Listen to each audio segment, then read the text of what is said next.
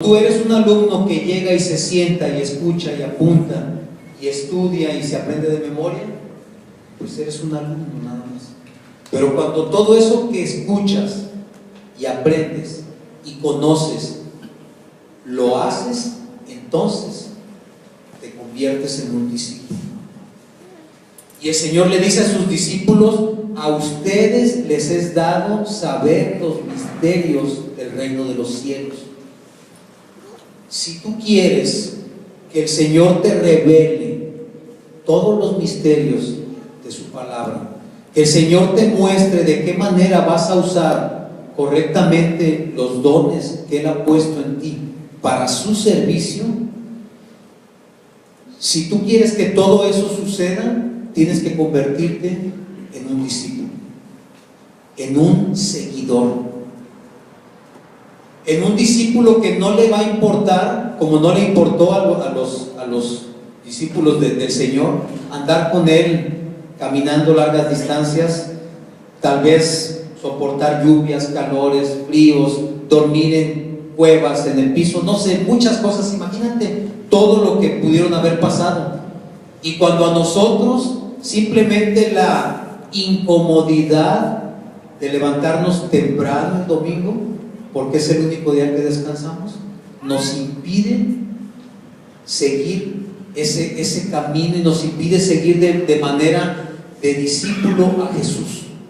Y queremos, porque sí lo deseamos, todos lo deseamos cuando lo vemos, queremos que el Señor nos use como usa a muchas personas en la congregación. Pero esas personas que el Señor usa, créeme que el Señor las usa porque han tenido esa comunión con Él y han dejado todo, han muerto junto con su dinero, han muerto junto con sus pretensiones materiales, han muerto junto con sus deseos muchas veces o lo que cada uno de nosotros queremos, y lo han entregado para servirle al Señor. Por eso es que el Señor se ha manifestado en ellos, y por eso es que el Espíritu Santo aviva en esas personas esos dones. Dice el Salmo 25:14 que la comunión íntima del Señor es con los que le temen. Es la confirmación de lo que acabamos de leer. Dice: y a ellos hará conocer su pacto. Fíjate que estaba buscando yo también, investigando aquí, vi una, ¿sí saben lo que es una transliteración? Transliteración es una traducción, digamos, palabra por palabra, sin buscar formas gramaticales y sin buscar así estilos ni mucho menos. Y este mismo salmo dice: la amistad íntima del Señor es para los que le respetan, a ellos les da a conocer su pacto. ¿Cuál es su pacto? Hoy a mediodía normalmente nos juntamos a compartir la palabra y a compartir un café, algunas personas, el pastor y algunas otras personas de aquí de la congregación. Y hoy a mediodía, una persona que tenía mucho tiempo que lo veíamos ahí, que lo saludábamos, incluso había cierta relación con uno de los congregantes que asisten allí. Después de mucho tiempo que se le habló, se le invitó, se le dijo, hoy recibió al Señor. Hoy recibió al Señor, y a mí me llamó la atención muchísimo cuando lo estaba escuchando hablar, que empezó a hablar primero de la religión y de los cristianos, etcétera, etcétera, etcétera, y a los 10-15 minutos ya estaba diciendo nuestro Dios. ¿Verdad que sí? Ya estaba diciendo nuestro Dios para hacer crecer nuestra congregación. O sea, ya se había hecho, ya se había apropiado, ya se sentía parte de la congregación. Y Él no ha venido aquí. Yo espero en Dios que, como lo prometió, venga el domingo.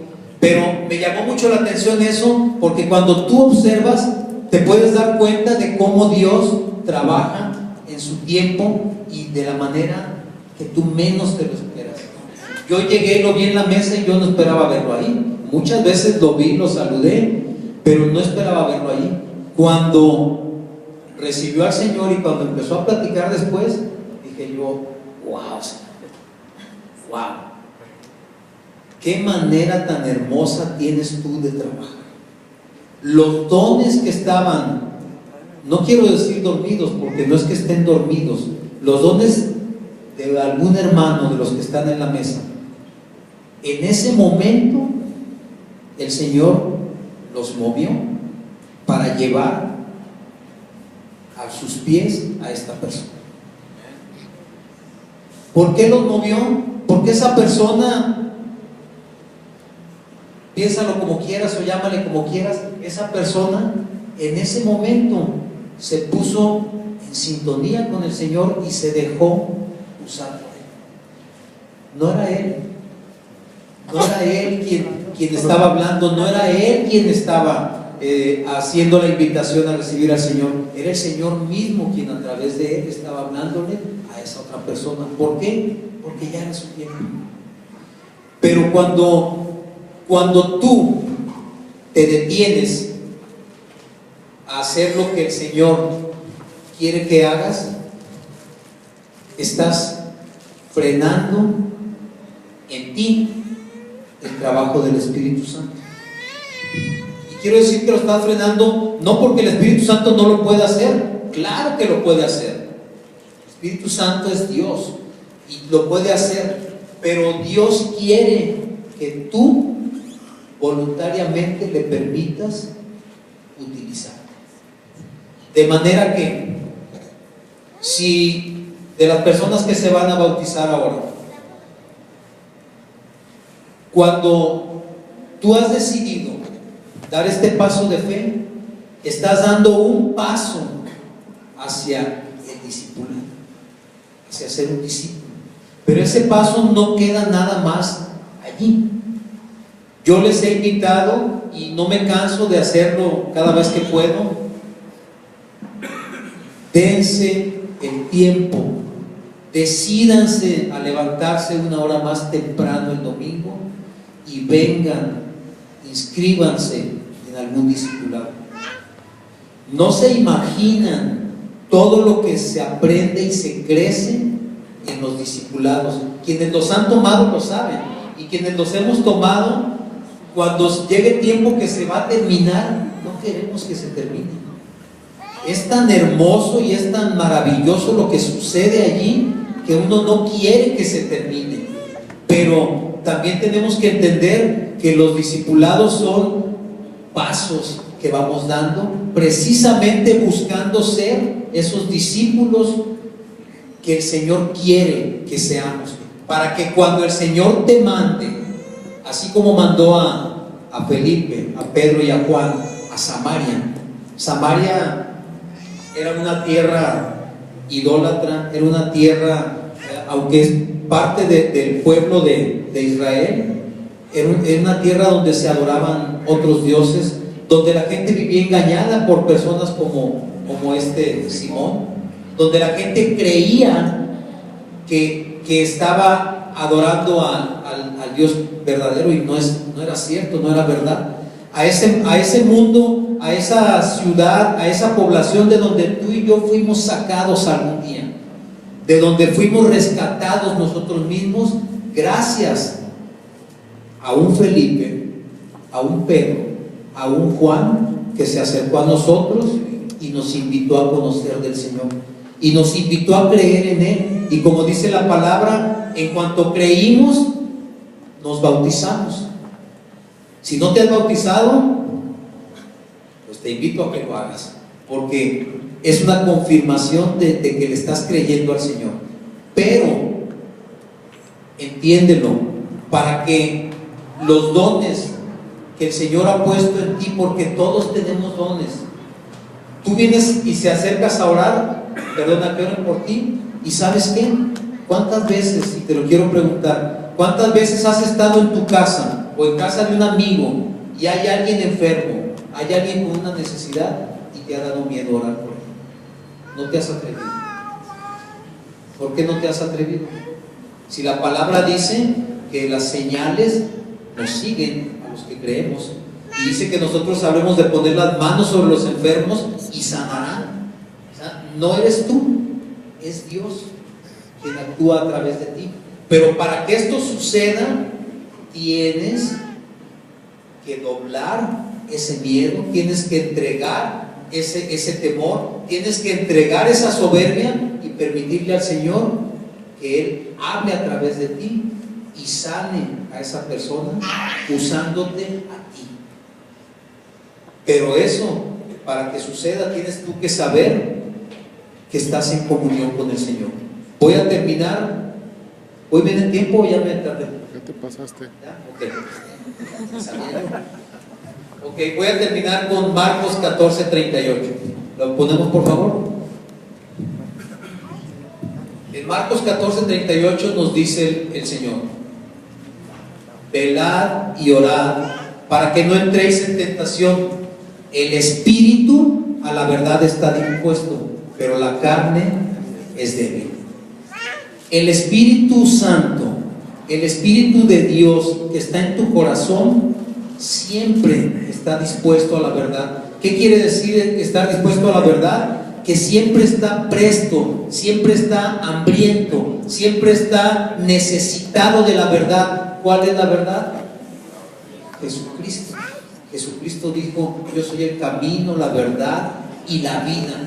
El Espíritu siempre está dispuesto. ¿Por qué? Porque el Espíritu reconoce a su Creador, reconoce de dónde viene, reconoce su origen, y el Espíritu siempre se aviva, el Espíritu siempre se mueve cuando le hablan del Señor. A ti y a mí nos pasó, pero dice enseguida: pero la carne es débil. La carne es débil se refiere a que la carne siempre trata de estar por encima de eso. ¿Y cuál es la carne?